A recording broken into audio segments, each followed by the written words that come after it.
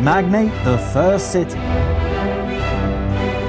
The game with low interest rates for those that can't speak big business. No, that's not what we're going for. Look, when I first saw Magnate the First City, sprawling tower blocks, constant mention of big cash sums, and county council SQI, I thought, no, this seems like a game for proper grown-ups. I can't approach this with a 10-foot planning permission. I can't even make cohesive jokes about it. But if you could spare me about 11 minutes of your time, I can tell you how its exceptionally strong theming has created probably one of the most streamlined, initially threatening experiences I have ever played.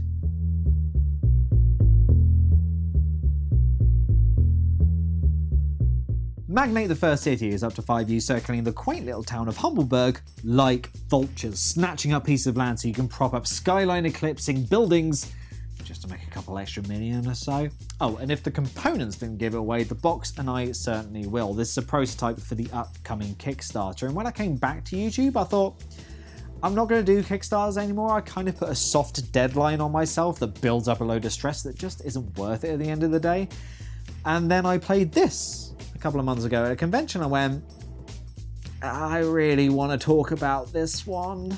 You're trying to earn big bucks, snapping up old bits of field and slotting in profit-boosting buildings that will eventually create a city that works for everyone wanting to run away with millions. At the start of each round, new land appears that everyone can buy, and more people arrive at the city's borders, eyeing up to see if they want to live there, work there, shop there, or knife the ozone layer there. A bulk of your time will be spent buying land, building on that land, and then selling what you built in order to make a meaty profit down the line.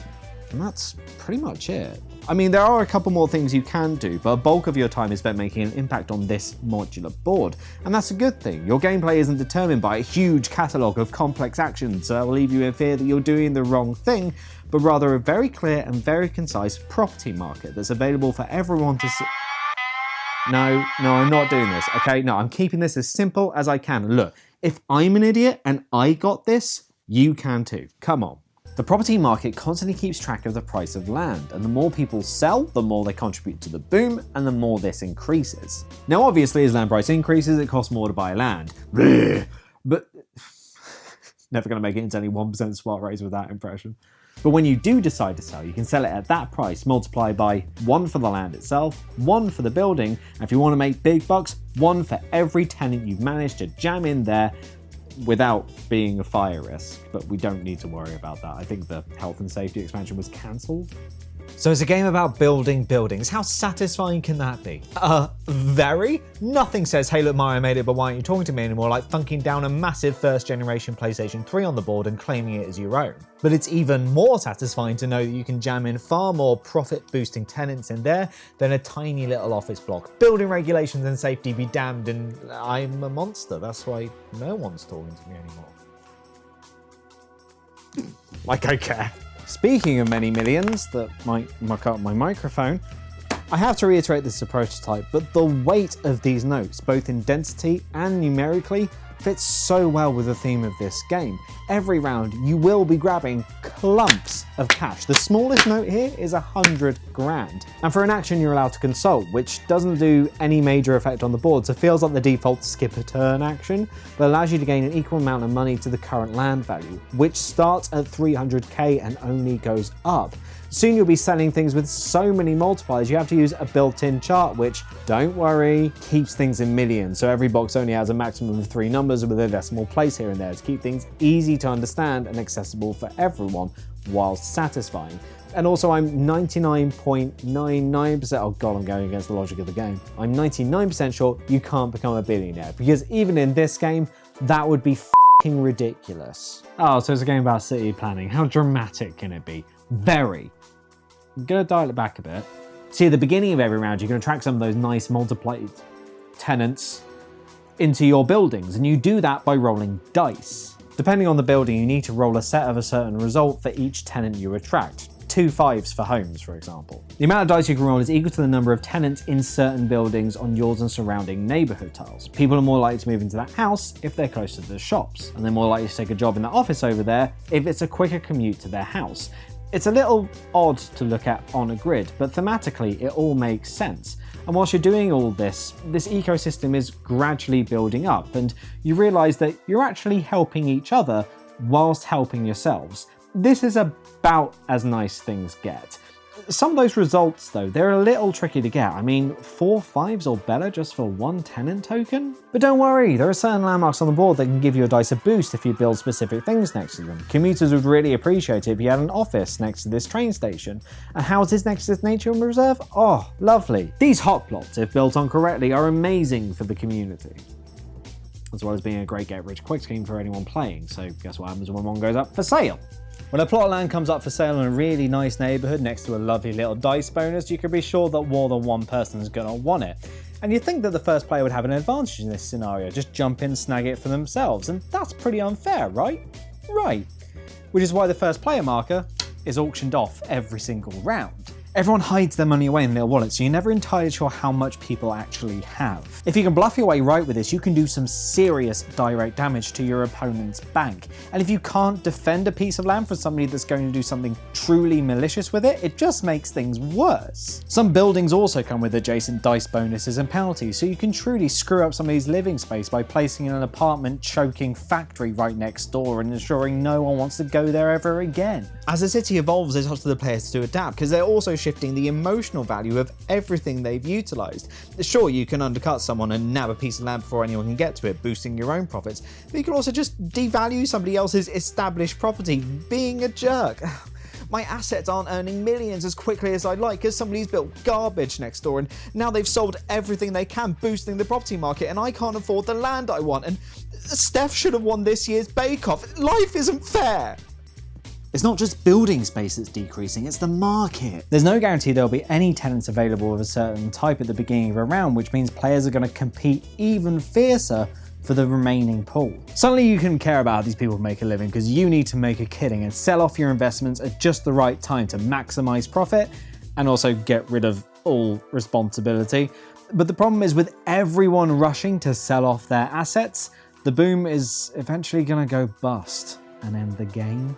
Depending on the types of tenants left, the current land price, whether the group's used enough advertising to bring tenants on board, and the number of plots of land sold, the group's going to have to draw risk cards that's going to edge the market closer to crashing. And if you still have properties on the board that you're responsible for, that's bad. When the market crashes and the game ends, all the drawn risk cards hemorrhage the price of land and forces anyone with unsold assets to get rid of them at that much lower price. It kind of reminds me of worker placement game Crisis, where players are entrepreneurs trying to help a city's economy that can go bankrupt. But the thing is, in Crisis, there's hope. If the city goes bankrupt there, then there's a chance that every player can lose. But in Magnate, financial devastation is inevitable, and the only reason you should cry about it is because you only got 50 million instead of 55 million, and that feeling might make people uneasy, and that's the determining factor of whether or not this game is for you. Magnate is pretty good at making you feel like an absolute git. You have to be really slimy and undercutting your fellow millionaires, but in doing that you might be harming the livelihoods of the tenants you're trying to attract. The game makes it very easy to care more about the bottom line than the folks that live in those buildings. And why should you care? They're just silhouettes. And that feeling you're left with can be a stark and perhaps unpleasant one for some. It's so satisfying in this game to grab piles of notes. You can see why people become hoarders of wealth. I never thought I'd say a banknote is well designed, but here we are. Magnate has had some pretty unfair comparisons to Monopoly, and okay, I get it, you're building buildings and collecting rent, whatever. But Monopoly was meant to make this statement on capitalism, constantly rewarding the 1% with more and more cash. But the process of doing so in that game is, hot take incoming, dull as heck, to the point where some people are willing to bankrupt themselves just to leave the table, and at that point, the message kind of falls apart.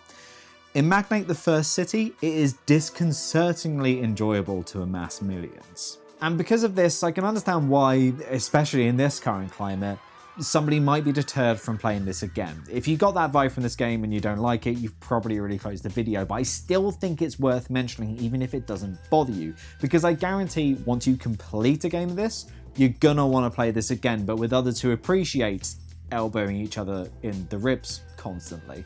But if worse comes to the worst and you scare away all your friends, don't worry, there can be an AI player so you can play this solo. This AI comes with multiple difficulties and is a formidable opponent should you ever wish to duel.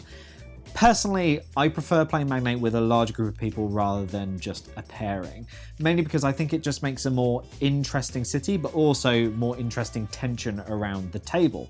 This can be added to more groups of players, but I wouldn't add it to a group who's just playing it for their first time, because that first game, they're learning the many consequences this city can have when they take actions, and to have this formless being thrive as they're just getting up to speed with that might be a bit demoralizing. You know, it's kind of amazing that with a strong enough theme, a board game can make you feel like anything, from captain of a pirate ship to a space marine. And I never thought a game would come along that would make me want to embody a role so far away from any extremes, but Magnate has done it. I think it's truly impressive that it's taken a subject matter that could have been overly complicated, simplify it down so it's easy to understand for everyday folk like you and me, and then expanded on it with simple mechanics that make this evolving city a complex puzzle I'm still itching to find solutions for. If you're still on the fence about this one, peering in thinking it looks a bit too dry for you, or it might not be your cup of tea, give it some of your time now. It's worth that much at least, and who knows, you might be pleasantly surprised and even end up questioning your tastes in tea.